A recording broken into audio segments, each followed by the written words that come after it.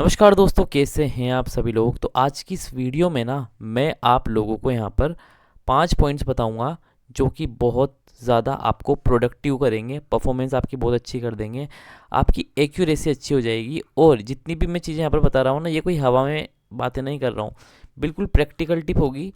अब मतलब ना बहुत सारे बच्चे होते हैं ना जो कहते हैं भैया वीडियो देखने में ना बहुत ज़्यादा टाइम लग जाता है, पूरा पूरा दिन सिर्फ वीडियो देखने में ही निकल जाता है। तो ये वीडियो सिर्फ उन लोगों के लिए। और इस वीडियो के अंदर मैं दोनों की बात करूँगा। यहाँ पर हम बात करेंगे बिगनर्स की भी, जो बिगनर्स है उनको कैसे करना है, और जो रिपीटर्स है उनको कैसे करना है।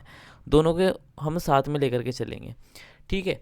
दोनों लोगों को साथ में लेकर के चलेंगे। बस ये है कि एंड तक मैं जो पांचवा पॉइंट बताऊंगा वो भी बहुत इंपॉर्टेंट है, यानी कि हर एक पॉइंट बहुत इंपॉर्टेंट है। यानी कि मैं जो बता दूं ना भाई, तुम उसको ना पत्थर की लकीर मान लेना, और उसको तुम लोग लिख लेना एक पेज पे, और अपने दीवार के सामने या फिर लाइब्रेरी में जहाँ पर ही पढ़ते हो वहाँ चिपका के रखो, ठीक है। इससे वो चीज़ तुमको याद रहेगी, और तुम वहाँ पर उन चीज़ों को ध्यान में रखते हुए पढ़ोगे ना, तो बहुत ज़्यादा आपको यहाँ पर परफॉर्मेंस देखने को मिलेगी, ठीक है। तो हम शुरू करते हैं। देखो भाई, पहला जो पॉइंट है जो मैंने यहाँ पर लिखा है वो है focus more on self practice than videos, ठीक है। अब मेरी बात को ध्यान से सुनना। यहाँ पर मैंने बोला है कि तुम लोगों को सेल्फ प्रैक्टिस पर ज़्यादा ध्यान देनी बजाय वीडियो पे। जैसे मानो करंट अफेयर है, तो करंट अफेयर की अगर तुम पीडीएफ देखते हो तो तुम पीडीएफ को ज़्यादा से ज़्यादा आधे घंटे में निपटा लेते हो। वीडियो देखोगे तो तुमको वहाँ पर 1.5 घंटा लग जाएगा। इसी तरह से सभी सब्जेक्ट की यहाँ पर बात हो रही है। एक चीज़ और बता देता हूँ तुमको, मैंने यहाँ पर लिखा भी हुआ है, watching too many videos is waste of time for the repeaters, ठीक है। अगर आप बिगनर हो तो बिगनर को तो भाई एक बार देखना पड़ेगा। मैंने लिखा हुआ है आगे, beginner should watch videos once because everything is new for them. उनके लिए सारी चीज़ें नई है तो उनको तो वीडियो देखनी पड़ेगी। But repeaters must focus on more on self practice. ये एक ऐसी चीज़ है जहाँ पर बच्चा गलती करता ही करता है। यानी कि रिपीटर्स होने के बाद भी बार बार वीडियोस देख रहे होते हैं वो। किसी टीचर की सेम कॉन्सेप्ट पर फिर से वीडियो देख ली, फिर से वीडियो देख ली। भाई टाइम क्यों वेस्ट कर रहे हो इस चीज़ में। मैंने यहाँ पर लिखा हुआ है कि 80% आपको फोकस करना है सेल्फ प्रैक्टिस पर, इन 20% आपको सिर्फ वीडियोस देखनी है। अभी मैं आगे ही बताऊंगा कि 20% में आपको कौन सी वीडियोस देखनी है, 80% में तो तुमको सेल्फ प्रैक्टिस करनी है। आया क्लियरली समझ में। ये पहला पॉइंट है और ये बहुत इंपॉर्टेंट है।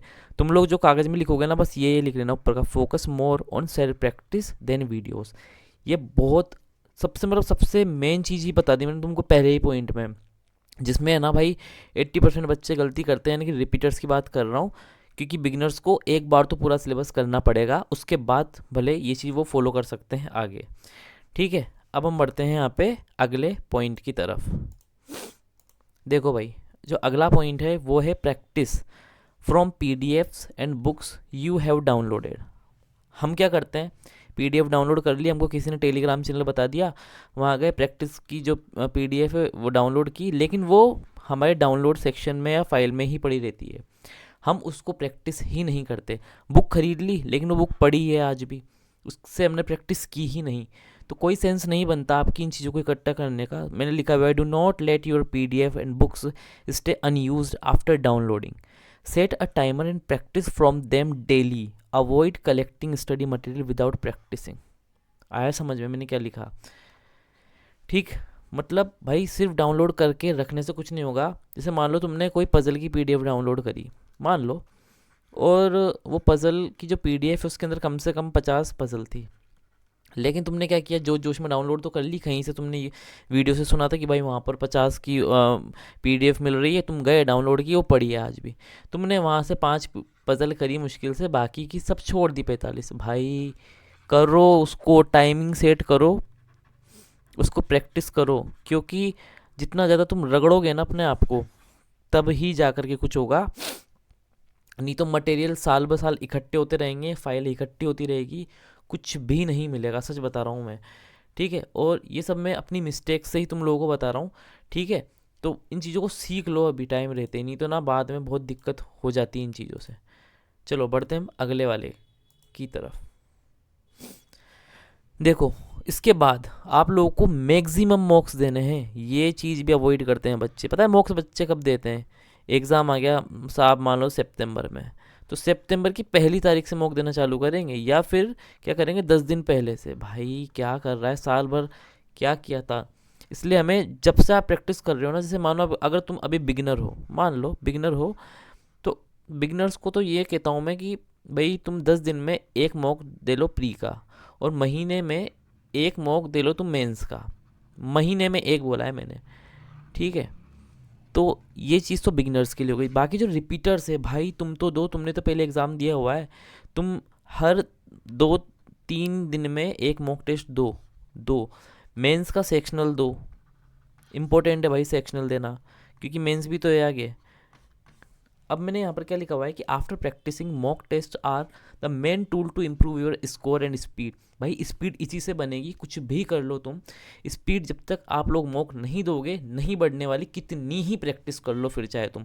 फिर तो बड़े तुम एक चैप्टर के 1000 क्वेश्चन ही क्यों लगाओ ना, क्या दिक्कत है अगर तुम मॉक टेस्ट दे ही नहीं रहे तो। Focus more on full length mock, पूरा मॉक देना है, छोटे छोटे क्विजेस ज़्यादा उन पर फोकस नहीं करना है। Also give sectional mocks, try to give at least 1 main mocks every week. ये चीज़ मैंने रिपीटर्स के लिए बताई कि एक मेन मॉक आपको देना है हर वीक, एक पूरे 7 दिन में एक दे सकते हो इतना सा तो। और 2 मेंस देने हैं आपको मंथ में, या तो तुम वीक में एक दे लो या फिर मंथ में 2 दे लो, इतना काफ़ी है जब तक एग्ज़ाम नहीं आ रहे। This is the one of the most important point two crack the examination, ठीक है। और जो बिगनर्स हैं उनको मैंने बता दिया है यहाँ पर कि उनको क्या फॉलो करना है, ठीक है। उनको सिर्फ एक मेंस का मॉक देना है पूरे मंथ में, और एक प्री का मॉक तुम 10 दिन में या 8 दिन में देते रहा करो अगर आप बिगिनर हो तो, ठीक है। अभी तुम लोगों का फोकस सिर्फ तुम्हारे कॉन्सेप्ट क्लियर करने पे होने चाहिए, और वीडियोस जो तुम जहाँ से भी देख रहे हो उसको कंप्लीट करने पर तुम्हारा फोकस होना चाहिए। और ये सबसे ज़्यादा इम्पोर्टेंट है, ये पॉइंट सबसे ज़्यादा इम्पोर्टेंट। लिख लो इनको, ये मैंने येलो येलो से लिखा हुआ है ना, इन पॉइंट्स को लिख लो कहीं पर, काम आएगा, ये बहुत ज़्यादा काम आएगी, ठीक है। अगले पॉइंट की तरफ बढ़ते हैं। अगला पॉइंट है analysis every mock test deeply. Deeply का क्या मतलब होता है, देखो मॉक टेस्ट दे लिए, स्कोर आ गए, 50 आ गए या 60 आ गए, फिर 40 जो भी नंबर आए तुम्हारे, बच्चा क्या करता है, दे लिया, उसको एनालिसिस किया नहीं, अगले पर बढ़ गया। भाई जब तूने ये ही नहीं समझा तो आगे कैसे बढ़ गया, मुझे तो ये समझ में नहीं आ रही। After giving a mock test analyse it properly, do not skip even a single question. मैंने बोला है कि जब आप इसको डीपली एनालाइज कर रहे हो, उसको समझ रहे हो, तो भाई एक क्वेश्चन भी नहीं छोड़ना है किसी भी सब्जेक्ट का, क्वांट हो, रीजनिंग हो, चाहे इंग्लिश हो। सिंगल क्वेश्चन तक करना है आपको, एक भी स्किप नहीं करना है। स्किप मतलब स्किप ही हो जाता है फिर, तो इस चीज़ का ध्यान रखो। और cover all mistakes, concept and shortcuts from all subject, ठीक है। And mock analysis is an important giving the mock test, ये तो करना ही है। Mock analysis is very very important. और एक चीज़ और ध्यान देना एनालिसिस करते वक्त, सेम टॉपिक पर अगर बार बार गलती हो रही है, जैसे मान लो तुम्हारा गलत हो रहा है सिटिंग अरेंजमेंट, तुमने देखा कि बार बार इसी चीज़ में हो रही है, तो तुरंत उसी दिन उसके कम से कम 30 क्वेश्चंस या 3 सेट जो है उसी दिन लगा लो। मतलब जब तुम्हें दिखे ना कि इस चैप्टर में कमी है, मतलब जिस चैप्टर में कमी है या फिर जो भी है, उसको उसी दिन फ्री करो, उसको अच्छे से ख़त्म करो उसको, ठीक है। आई होप ये भी तुम लोगों को समझ में आया होगा। एंड अब बात करते हैं, जो मैंने तुमको स्टार्टिंग पॉइंट में बताया था ना कि ऐसी क्या चीज़ है जो हमें 20% में करनी है। मैंने बोला था ना कि 20% वीडियोस आपको देखनी, उसमें क्या देखना है, ओनली फॉर वाली वीडियो जो बहुत ज़्यादा वीक है तुम्हारी, उन टॉपिक्स को देखो। जैसे कि मान लो तुमने पूरा सिलेबस कंप्लीट कर लिया, ठीक है, अब तुम बार बार उसको तो देखोगे नहीं वीडियोस को। जो कॉन्सेप्ट कमज़ोर है ना, सिर्फ उसी की वीडियो देखो, बाकी का जो है ना सेल्फ प्रैक्टिस करो। मैंने जो बताया था ना तुमको, 80% प्रैक्टिस तुम्हारी सेल्फ होनी चाहिए, बाकी का 20% तुम्हारा सिर्फ वीडियो पर। मैंने लिखा है यहाँ पर, watch videos only for the topics in which you are extremely weak, first improve the weak topic using videos, then do self practice, do not watch videos again and again for topics you already know. जो तुमको आता है उसको बार बार क्या ही देखना, तुमको आ गया आगे बढ़ो, उसकी सेल्फ प्रैक्टिस करो। जो तुमको नहीं आता उसकी प्रैक्टिस करनी है। Repeated videos watching waste your time and slow your preparation. जितनी बार रिपीट करोगे वीडियोस को कोई सेंस नहीं बनता। जैसे मान लो परसेंटेज है, तुमने किसी टीचर से पढ़ा, अब दो ही चीज़ें होती है, तो उस टीचर ने तुमको पीडीएफ दी होगी या तुमने नोट्स बनाए होंगे, हो गया, तो भाई तुम इसको रिवीजन करो ना अच्छे से, क्या दिक्कत है। मत जाओ किसी दूसरे टीचर को देखने, मत करो कोई दूसरे क्वेश्चन सोल्व, लेकिन जो टीचर ने तुमको पीडीएफ दी है, जो तुमने नोट्स तैयार करे, उसको तो मल्टीपल टाइम्स तुम रिवाइज करो। तुम तो उसको रिवाइज कर लोगे ना, उसी में कॉन्सेप्ट क्लियर हो जाएंगे भाई। बच्चा यही तो गलती करता है कि कर लिया, फिर कोई नया टीचर आ गया भाई, उसने तो कॉन्सेप्ट बहुत अच्छा समझा दिया। नहीं, सिंगल टीचर को फॉलो करो, क्योंकि सिंगल टीचर से पढ़ोगे ना तभी कॉन्सेप्ट को समझ में आएगा, क्योंकि हर एक टीचर का कॉन्सेप्ट अलग है समझाने का। भाई तुम लोगों को समझ में तो आ रहा है ना मैं क्या बोल रहा हूँ, फोकस इधर रखो तुम लोग अपना, ठीक है। मैंने तुम लोगों को सारी चीज़ें समझाई है कि वो तुमको सिर्फ वही वीडियोस देखनी है जिसमें तुम बहुत ज़्यादा वीक हो। आपको टाइम वेस्ट नहीं करना है भाई, जो चीज़ तुमको आती है उसमें नहीं करना है। जैसे मान लो तुमको मेंस लेवल की पजल नहीं आती, तो ये वीडियोस देखो ना, क्या दिक्कत है। तुमको कोडिंग डिकोडिंग नहीं आती मेंस लेवल की, देखो ना क्या दिक्कत है। अब तुमको प्री लेवल की देख रहे हो, तुम क्यों, मज़े के लिए। क्या मज़ा करना है भाई, टाइम वेस्टिंग चीज़ है वो। तो बस इस चीज़ का ध्यान रखो। मैंने तुमको बता दिया है कि क्या देखना है और कैसे देखना है, वो भी बता दिया। आई होप 5 पॉइंट हमारे कंप्लीट हो गए। जो मैंने ऊपर येलो येलो जो लिखा था ना, उस पर भाई ध्यान दे लेना, उसको लिख लेना एक पेपर में, ठीक है। बहुत काम आएगा वो। सामने चिपका लेना, अपने माथे पर चिपका लेना, दीवार पर चिपका लेना, कहीं भी चिपकाओ चिपका लेना भाई। मतलब ये 5 पॉइंट फॉलो करने के बाद ना प्रोडक्टिविटी सच में हाई होगी। तुम खुद देखोगे, प्रैक्टिस जितनी ज़्यादा करोगे ना तो ऑटोमेटिकली ही, देखो मॉक टेस्ट तो एक ऐसी चीज़ है, कभी मार्क्स ज़्यादा होते हैं कभी कम होते हैं।